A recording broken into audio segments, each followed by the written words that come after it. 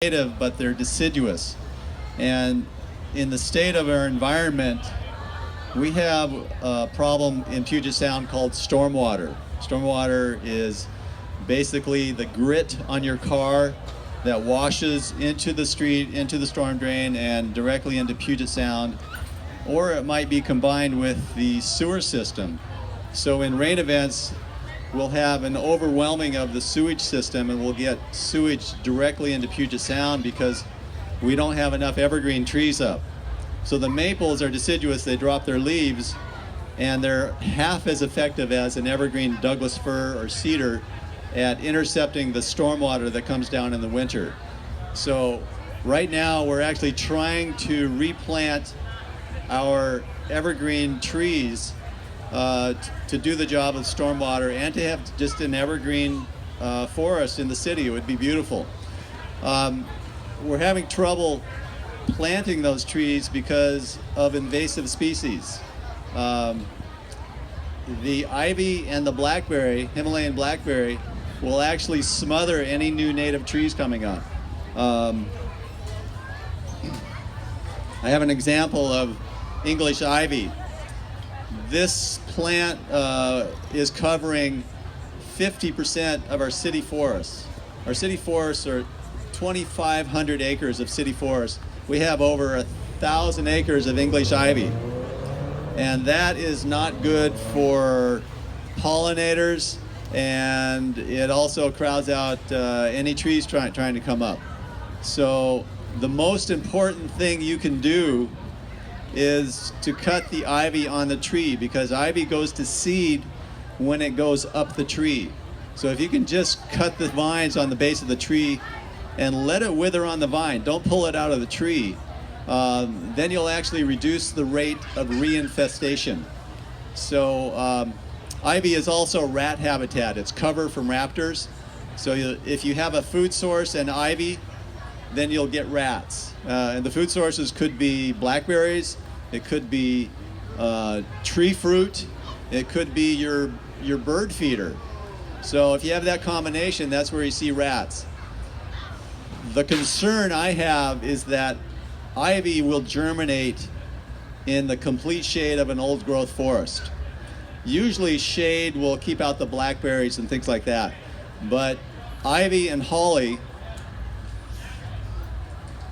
English holly right here, both of those germinate in our national forests.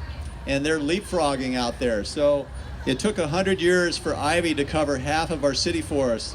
So in another 100 years, that's a snapshot of our regional forests. We have to stop the seed sources.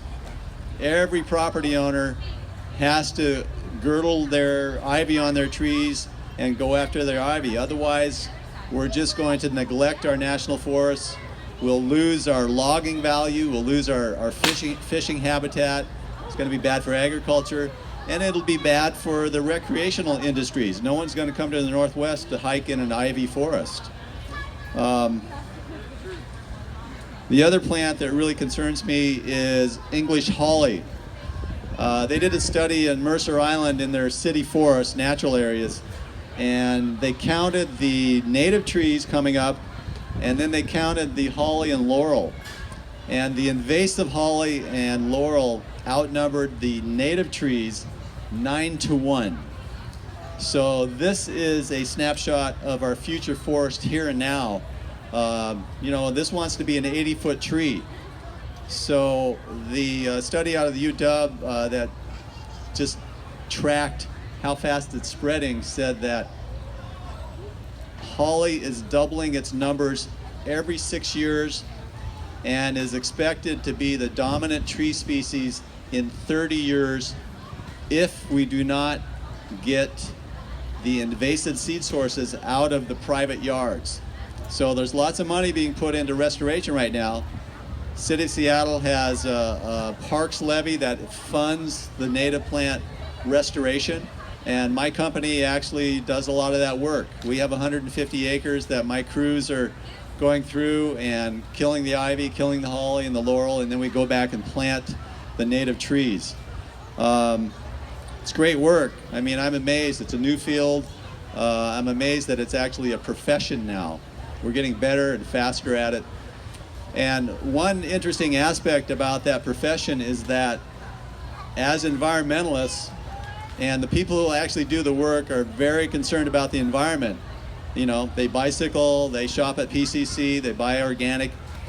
They realized that what we used to do was rip out all the ivy by hand, and we're essentially tilling the soil. And soil, you know, everything in the city has a little bit of grit. It's not dangerous, you know, that grit on your car is not an issue. But when it runs off in a rain event, becomes stormwater, and gets into Puget Sound, then it bioaccumulates into the salmon and into the orcas and the people that eat the salmon. So that stormwater, if we're ripping out the ivy by hand, we're not only creating a weed vacuum, not only creating soil erosion, we're reducing the sponge and the filter that slows the stormwater down and cleans the stormwater. So we realized it was actually more environmental to spray the ivy with herbicide. So the environmentalists who actually care enough to do the work take it upon themselves to use the herbicide carefully. We wear respirators, we wear gloves, and we'll go through, and in a day we can spray an acre of ivy. And it's very efficient. We leave the organic matter in the ground, in the roots, to slowly decay. So it actually builds soil. So that's actually better for the environment than putting the stormwater toxins into solution by doing it manually. And it's much more cost efficient. So it's a better use of public dollars. And for the holly, we have these 4-foot lances that just go ka-chunk. And we put a little 22 shell of herbicide into the holly tree, and then it's an intravenous feed, and it's extremely effective. We're really fast. So, you know, a crew of 12, we're doing 150 acres, whereas 4 years ago, before we used the herbicide, we could do maybe 20 acres in a year. So it's much better use of our monies. One thing about urban soils is that we've destroyed the soil structure. And what I mean by that is if you have a building and it has the frame that's a structure, you can have that building and all sorts of creative things happen in the office building, water transport, food transport, communications, you name it. Same thing for soil. So if you implode that building and you have the same minerals in a heap and you try to put a desk on top and think you're going to actually work, that's what we're doing in our soils. We destroy the soils and we put some plants on top and think it's going to work. The soil structure has a foundation of mycelium.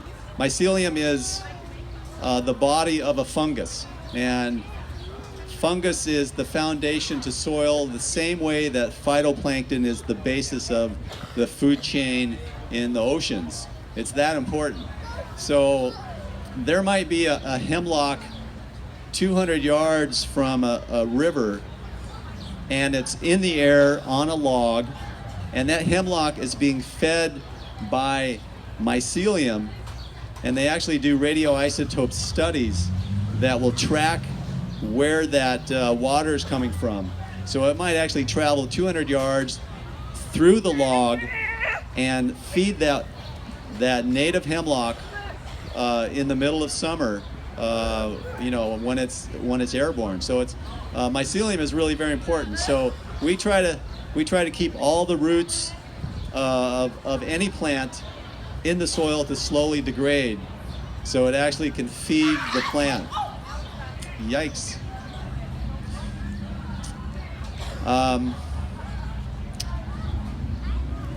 Anyway, does anyone have any questions about their own yard? What can you do in your yard? So essentially, oh, poor girl.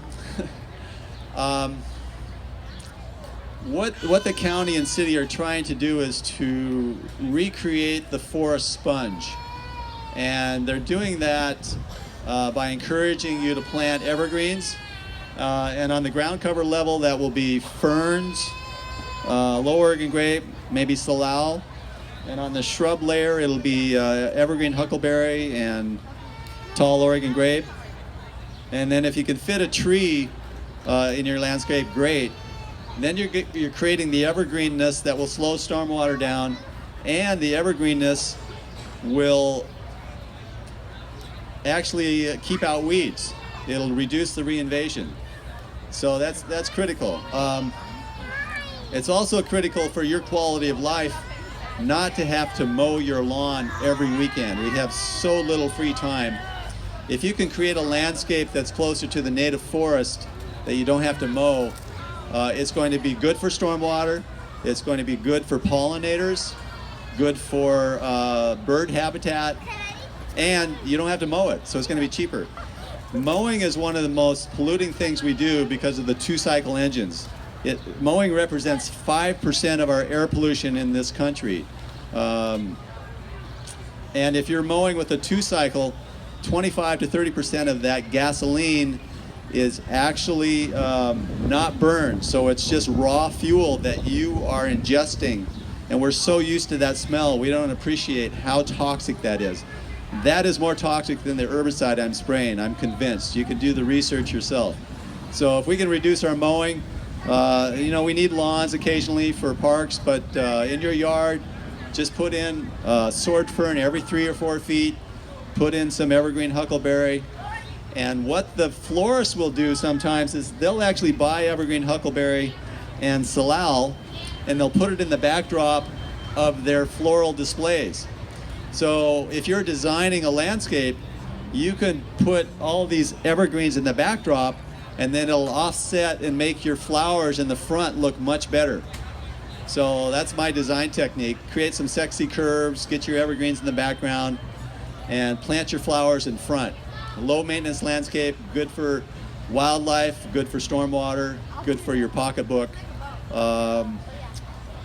Any questions out there? I think I've talked enough. I think I've covered what I want to say. Thank you very much.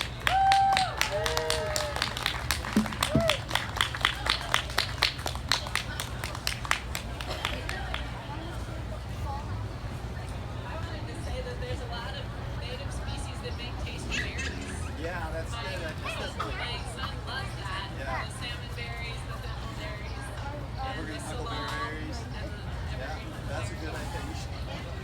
Good point. Thank you. What happened?